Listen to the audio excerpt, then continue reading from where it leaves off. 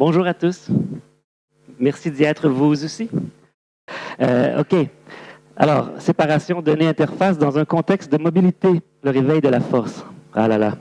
Alors, je suis Philippe Lazzaroni, pour ceux qui ne me connaissent pas.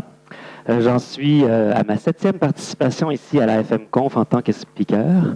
Soit que vous m'aimez beaucoup ou que c'est moi qui vous aime beaucoup. Dans tous les cas, je suis très content d'être ici. J'ai aussi eu le privilège de présenter jusqu'à maintenant 3 fois à la DEF CON américaine, qui est un fait d'armes dont je ne suis pas peu fier parce qu'il y a très peu de francophones qui ont eu ce privilège. Alors, je suis très, très heureux de le partager avec vous.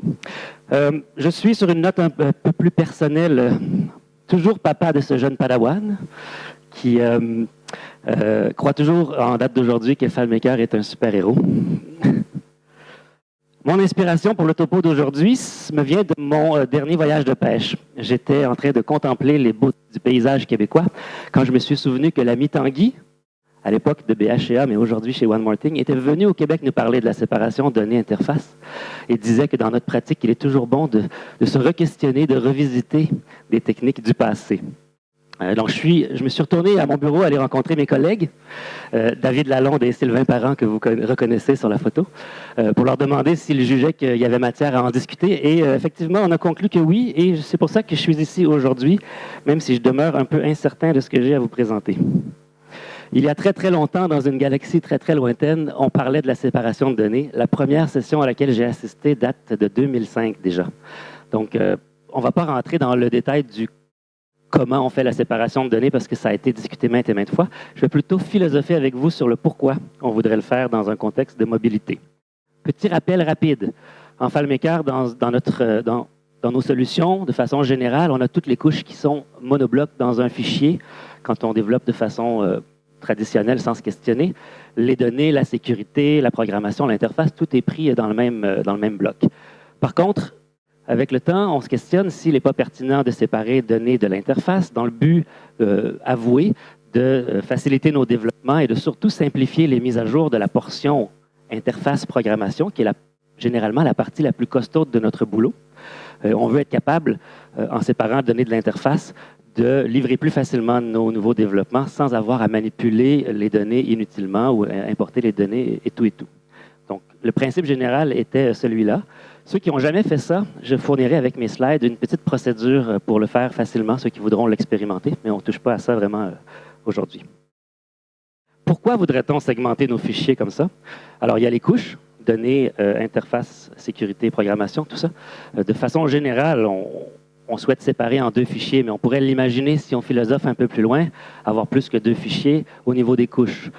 Demain, vous allez voir la session de Sylvain Parent qui va vous parler de modularité de code.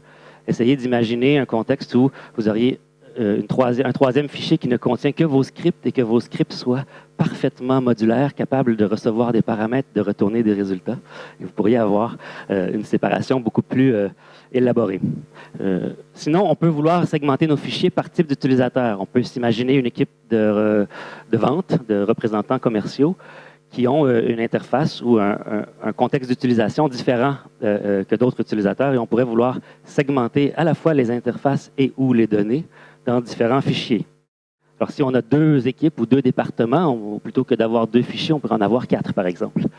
Mais on pourrait aussi se questionner quant à la pertinence de séparer les fichiers en fonction de la plateforme, d'où mon topo d'aujourd'hui sur la mobilité. Imaginez une équipe de vente qui sont des vendeurs, comme on appelle en anglais les hunters, ceux qui vont sur la route, ont peut-être une interaction avec le système qui est différente des farmers, ceux qui sont aux ventes internes, qui ne font pas le même type de vente, qui n'ont pas nécessairement le même type d'interface et peut-être pas nécessairement non plus les mêmes données. Donc, on pourrait vouloir segmenter nos fichiers en fonction des appareils utilisés, dans ce cas-ci, les appareils mobiles, ou encore le web direct pour ceux qui accéderaient par le web direct. Dans ce cas-là, on se retrouve avec une spaghetti de multitude de fichiers ingérables. Je ne suis pas en train de vous dire que c'est une bonne ou une mauvaise pratique. Hein?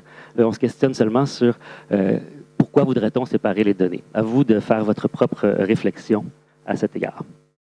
Rapidement, le concept, c'est qu'on sépare en 2 l'interface, la programmation d'un côté, les données de l'autre. Dans le fichier d'interface, on repointe nos occurrences de table vers les tables qui ne se trouvent plus du tout dans le fichier d'interface, mais uniquement dans le fichier de données. Et on aura donc côte à côte, comme ça, un fichier pas de table et un fichier de données qui n'a que des tables. En théorie. Bon, je vous épargne tous les petits détails de la séparation. Il y a toutes sortes d'enjeux qui font que peut-être il y aura parfois des liens d'un côté, parfois des tables selon ce que vous voulez faire, mais de façon générale, on arriverait à séparer comme ça fichiers et interfaces et données. On se retrouve donc avec les modèles, les scripts, les liens dans le fichier d'interface, programmation, et les tables, les listes de valeurs personnalisées et potentiellement peut-être même les comptes utilisateurs, tout ce qui est utilisateur dans le fichier de données. Et la mobilité dans tout ça. Alors, si on sépare nos fichiers, on les a généralement côte à côte sur le même serveur. La référence entre les deux est relative. FileMaker trouve l'un fichier et l'autre fichier par les références de fichiers qui se reconnaissent entre elles. Dans un contexte de mobilité, on est en mode d'austérité. On n'a pas la bande passante et la qualité de la vitesse qu'on voudrait avoir tout le temps. Donc, on doit faire des choix pour essayer de minimiser tout ce qui passe sur le réseau, que ce soit en réseau local ou en Internet, là, ou via Internet. Mais on veut essayer de maximiser les performances et donc minimiser la pression sur la bande passante. On va se questionner, est-il pertinent dans ce cas de prendre le fichier d'interface plutôt que de l'avoir côte à côte avec le fichier de données? On le sort du serveur et on le met physiquement sur l'appareil mobile. Et on repointe notre référence à ce moment-là absolue vers le fichier de données plutôt que relative pour être certain que peu importe où on est, notre fichier d'interface qui est sur l'appareil mobile va toujours retrouver le fichier de données partout où on va. En théorie, on est censé avoir des gains. Et c'est ce que je vais vous démontrer par mes petites démos qui va conclure mon topo d'aujourd'hui. Mais avant, j'ai une petite aparté par rapport aux nouvelles iOS SDK.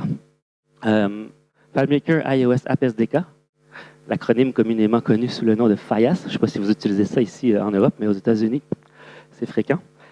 Un collègue américain de Mainspring, Mike Burgee, m'a fait remarquer que dans la documentation du iOS SDK, dont Fabrice va nous parler tout à l'heure plus en détail, il est clairement spécifié que l'intention derrière ce produit est de nous permettre de développer des apps qui seront donc distribuées sur nos appareils mobiles de façon autonome, mais en se connectant à des données hébergées. On a affaire ici à un runtime, un fichier auto-exécutable pour les appareils mobiles, mais un runtime qui est réseau, ce qu'on a perdu sur Mac et Windows depuis la version 3 de FileMaker. Alors, quand on combine cette intention-là avec la sortie de FileMaker Cloud, avec le nouveau modèle de licensing pour le FileMaker License for Team, on se rend compte qu'on a tout un arsenal de nouveaux outils à notre disposition pour déployer des solutions mobiles de plus en plus sérieuses. Alors, l'avenir, pour moi, m'apparaît très prometteur à ce niveau-là. Alors, petite démonstration. Je ne me fiais pas trop sur l'hôtel, alors j'ai enregistré des petites vidéos. Ce que j'ai fait, c'est que j'ai pris le fichier Bonsai du FileMaker Training Series, qui est le matériel de formation, le fichier que James mentionnait en référence hier. Là. Je l'ai mis en hébergement sur un serveur au Canada, tel quel, sans séparation de données. J'ai enregistré une séquence d'actions et j'ai mesuré le temps que ça prend. Donc, pour, à partir de l'écran d'accueil, ouvrir le module de commande, charger une liste et que tout le bazar se présente. J'attends que ça finisse de tourner, puis comme ça, que le curseur tourne, pour mesurer le temps que ça prend. En moyenne, j'arrivais toujours en 13 à 14 secondes pour faire cet exercice-là avec mon fichier 100% hébergé au Canada et accéder à partir d'ici. Ensuite, je me suis dit, faisons la même chose. J'ai moi-même opéré la séparation de données dans le fichier Bonsai. J'ai mis le fichier d'interface sur mon iPad Pro et j'ai laissé le fichier de données en hébergement. Donc là, dans ce scénario-là, toute l'interface, tous les scripts sont locaux à l'appareil. Seules les données sont externes et j'ai fait exactement la même séquence et la même mesure dans le but d'essayer d'avoir une preuve de concept à l'effet qu'il y a des économies possibles à faire. Et j'arrivais en moyenne entre 7 et 8 secondes par rapport à 13 à 14. Donc, ce n'est pas tout à fait du simple au double. Et ce n'est pas parce que j'ai une économie dans ce scénario typique-là que tout ce qu'on fait aura le même ratio d'économie. C'est seulement pour démontrer qu'il y a des gains à faire en ayant le fichier d'interface local sur l'appareil. Et puis après, je me suis dit, tiens, pourquoi pas faire le même test en séparation de données interface, mais avec mon fichier d'interface Bonsai compilé avec le SDK. Je me suis dit, en théorie, il ne devrait pas y avoir de différence. Mais je voulais en avoir le carnet, donc je l'ai fait. J'ai compilé ce petit fichier d'interface dans une application native avec le SDK et j'ai fait le même test, la même mesure. Qu'est-ce que vous pensez, que c'est plus rapide ou moins rapide que FileMaker Go? C'est un tout petit peu plus lent.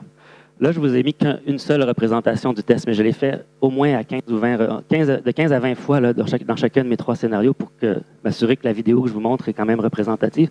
Et dans tous les cas, j'arrivais toujours à peu près à ça, 10 à 15 % plus lent avec la version SDK compilée de mon application plutôt que le FileMaker Go complet. Pourquoi? Je ne le sais pas. On peut s'imaginer que peut-être en compilant, au Québec, on dit peut-être qu'ils tournent les coins un peu ronds, là, prennent certains raccourcis pour faire quelque chose de peut-être plus malléable, plus portable, je ne sais pas. Il faudrait demander à un ingénieur chez FileMaker. Il y a une différence significative, mais peut-être pas assez pour appeler sa mère, comme on dit. Et voilà, c'était tout ce que j'avais à vous présenter pour aujourd'hui. C'est l'heure de vos questions.